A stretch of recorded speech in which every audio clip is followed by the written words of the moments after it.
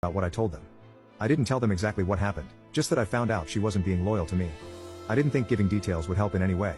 Around 5 p.m., my dad called me back and told me my ex-fiancée is completely hysterical and is basically broken down.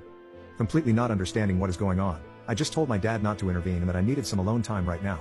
I basically shut my phone down and have been staying silent ever since. Her sister knew about what happened at the bachelorette party, and I have the text to prove it. She even laughed about it and told her not to feel guilty because it's a bachelorette party, and that women should go all in on this night. I really feel like Neo in the Matrix, dodging bullets in slow motion. However, instead of dodging bullets, I have dodged an unfaithful wife, endless fights, and a ton of depression.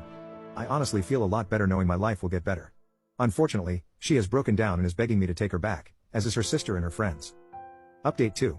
Yesterday, my phone was being spammed by many family members from her side and friends. I had this gut feeling she was going to come up with an excuse of some sort. I picked up the phone, and the first thing I heard was a torn voice. I could hear she had been crying all day and was in a messed up state. She kept begging me to come back, that there was an explanation for everything, and that she loved me. She said I had misunderstood the entire situation. I told her to explain it to me right then and there. She said because I had only seen a small part of the conversation, it had all been misunderstood, that I should come back home, that she loved me, and that I had taken an irrational decision to leave. During the entire conversation, I was just giving really short, empty answers in a cold manner. After she told me it was all a misunderstanding, I told her to call me back in 10 minutes and to check Messenger. After I hung up, I sent her the entire conversation with a ton of screenshots. Not all of them, but most of the important ones. It didn't take 2 minutes for her to call back, crying hysterically, saying sorry for everything, that she wanted to unalive rather than lose me. She said she was forced by her friends and her sister to have fun one last time, and that she needed to let all the energy out before stepping into a marriage for life. I stayed silent.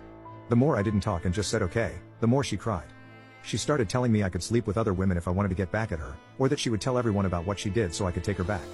I told her that sleeping with other women was not something I needed because the moment I met her and started loving her, she was the only woman I needed. I didn't need to meet or sleep with someone to know the best thing in my life was waiting at home. She kept begging and begging. So I just told her that if she came clean to her parents and family, I would think about it. After that, she started saying something, but I just hung up. Suddenly, her father called me up and apologized for everything. He and his wife knew what happened now, and he was so sorry for all of this. He told me he understood how I felt and that he didn't raise his daughter that way. His wife basically stole the phone from him and told me her daughter had never been this destroyed before. I politely told her I appreciated her opinion and then said, I have to go, goodbye.